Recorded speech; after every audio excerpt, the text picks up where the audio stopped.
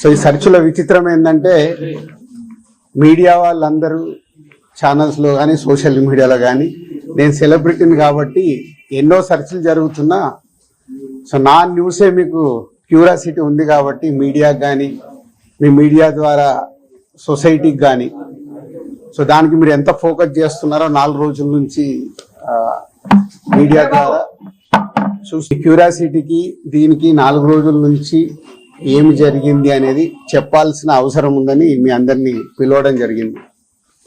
లేకుంటే తెలిసింది తెలియని ఏదేదో న్యూస్లు వేసుకుంటూ 4 రోజుల నుంచి హైలైట్ చేస్తూ ఉన్నారు. ఇన్కమ్ ట్యాక్స్ సెర్చ్ అనేది మాకు 2008లో ఒకసారి జరిగింది. అంటే దాదాపు 16 సంవత్సరాల తర్వాత ఈ సెర్చ్ జరిగింది. మధ్యలో 3 times సర్వేస్ ఉన్నాయి. సర్వేస్ అంటే అకౌంట్ ఆఫ్ బుక్స్ అనేది చూస్తారు. సో ఈ సెర్చ్ అనేది ప్రాసెస్, వ్యాపారాలు చేస్తున్నప్పుడు ఇన్కమ్ ట్యాక్స్ చేయాల్సిన ప్రాసెస్. అలాగే మా మీద కానీ అదర్ వేరే ప్రొడక్షన్ హౌజెస్ మీద కానీ ఫైనాన్సర్స్ మీద కానీ నిన్న సెర్చెస్ అన్నీ ఉన్నాయి. పోతే మా దగ్గరకు వస్తే మా కుటుంబం మీద ఏదైతే ఆఫీసు ప్లేస్ ఉందో ఆఫీస్ దగ్గర ఈ సెర్చ్లు జరిగాయి. సో మొదటి 3 రోజులు ఎవరిది వాళ్ళకి ఇండివిజువల్గా సెర్చ్ చేసి స్టేట్మెంట్స్ తీసుకుంటారు. అయిన తర్వాత లాస్ట్ డే నిన్న ఆఫీస్లో కన్క్లూడ్ చేస్తారు. సో మా హౌజెస్లో జరిగిందా కానీ ఆఫీస్లో జరిగిన దాంట్లో కానీ చాలా రిపీటెడ్గా వేసిన కొన్ని కానీ సోషల్ మీడియాలో కానీ ఇంత డబ్బు దొరికింది, ఇంత డాక్యుమెంట్స్ దొరికాయి, అది దొరికింది అనేది కొన్ని హైలైట్ చేశారు. ఎక్కడ కూడా మా దగ్గర డబ్బు కానీ డాక్యుమెంట్స్ కానీ ఐడెంటిఫై కానీ మా దగ్గర నుంచి వాళ్ళు తీసుకున్నది కానీ లేదు. నా దగ్గర ఒక 5 lakhs, మా శిరీష్ గారి దగ్గర ఒక 4.5 lakhs, అలాగే మా డాటర్ ఇంట్లో 6 lakhs, ఆఫీస్లో 2.5 lakhs, మొత్తం బిలో 20 lakhs మా అందరి దగ్గర కలిపి బిలో 20 lakhs ఉంది. అలా ప్రతి ఒక్కటి ఇట్లా వాళ్ళు ఇన్కమ్ ట్యాక్స్ ఏమేమి చూశారనేది ఇలా వాళ్ళది అయిన తర్వాత పంచనామా చేసిస్తారు. సో క్యాష్ రూపంలో అది. అలాగే 5 సంవత్సరాల నుంచి మేము ఎక్కడ ప్రాపర్టీస్ కానీ వేరే దాంట్లో ఇన్వెస్ట్మెంట్ చేయడం కానీ ఎక్కడ ఏమీ జరగలేదు. అది కూడా డిపార్ట్మెంట్కు టోటల్గా అందరి దగ్గరికి వెళ్ళి క్లియరెన్స్ చేసుకున్నారు. ఇది క్లీన్, ఎక్కడ డాక్యుమెంట్స్ కానీ అలాంటివి ఎక్కడేం లేవు. అలాగే బిజినెస్ దాంట్లో ప్రొడక్షను, డిస్ట్రిబ్యూషను, థియేటర్ సైడ్ ఉన్నాం కాబట్టి వాళ్ళకి అన్నీ డీటెయిల్గా కావాలి. డీటెయిల్ అంటే ప్రొడక్షన్ ఎలా జరుగుద్ది, ప్రొడక్షన్లో 24 crops ఉంటాయి. ఆ 24 cropsలో లావాదేవీలు ఎలా ఉంటాయి ఒక్కొక్క సినిమాకి. సో ఆ డీటెయిల్స్ అన్నీ వాళ్ళు తీసుకోవడం జరిగింది.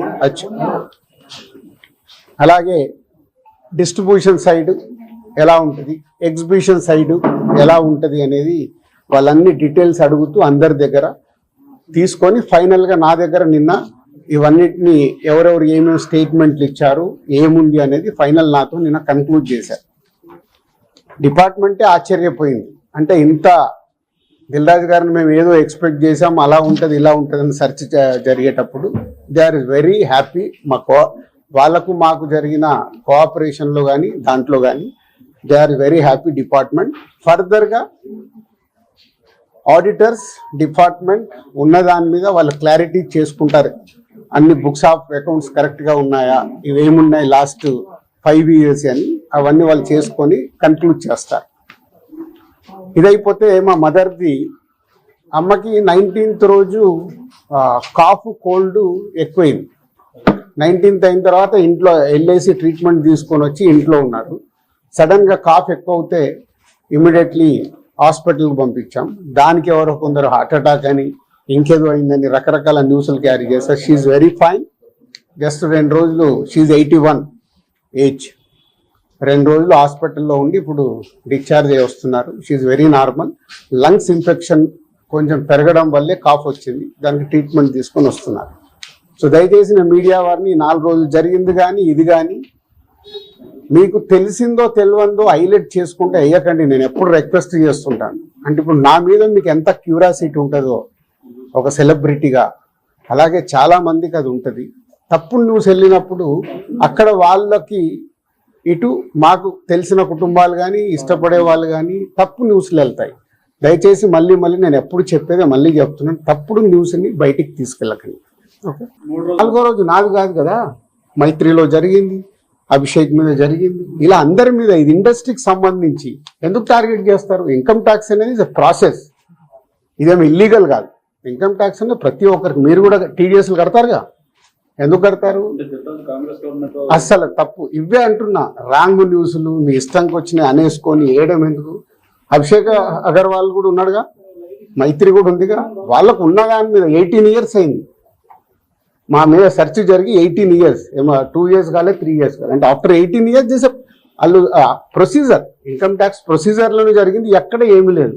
అనవసరమైన ఎక్కడ మీరు ఊహించేసుకొని హైలైట్లు చేయదు. ఓకే,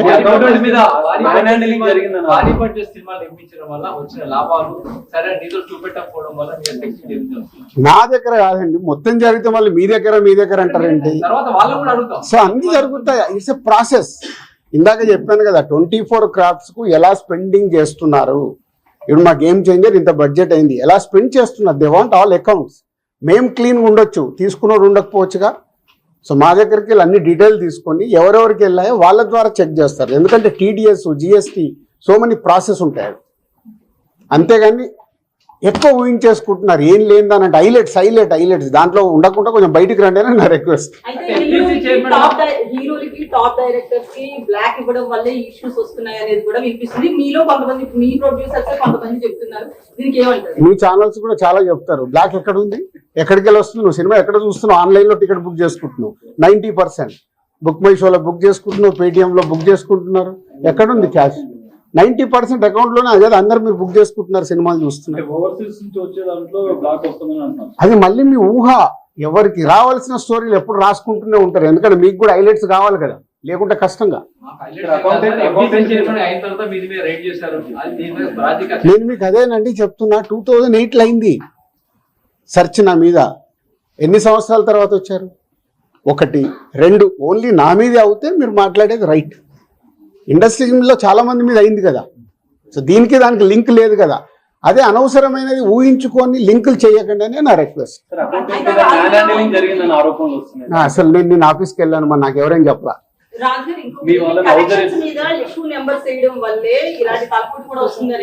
అది మొత్తం ఇండస్ట్రీ అంతా కలిపి మాట్లాడతాం, అది నేను ఇండివిజువల్ గా మాట్లాడకూడదు.